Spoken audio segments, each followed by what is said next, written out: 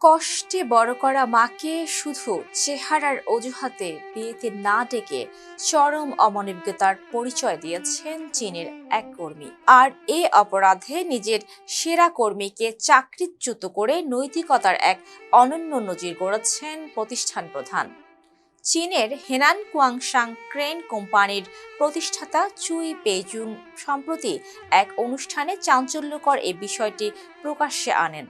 তিনি জানান, মাত্র 2 বছর বয়সে বাবা মারা যাওয়ার পর কষ্টে ছেলেকে বড় করেছিলেন মা, কিন্তু বিয়ের সময় মায়ের আত্মত্যাগ ভুলে শুধুমাত্র তার চেহারা ভালো নয় এই লজ্জায় নিজের বিয়েতেই জন্মধাত্রী মাকে দাওয়াত দেননি ওই কর্মী।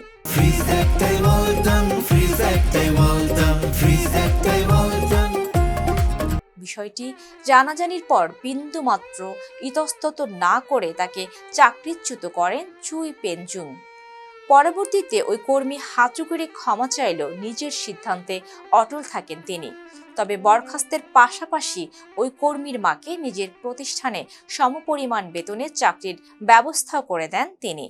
কোটি কোটি টাকার বোনাস ও সামাজিক কাজে অবদান রাখা চুই পেইজুনের নীতিপরায়ণ এই সিদ্ধান্ত বর্তমান বিশ্বজুড়ে প্রশংসা কুড়াচ্ছে। সাইমা রূপা, ফেস দ্য পিপল।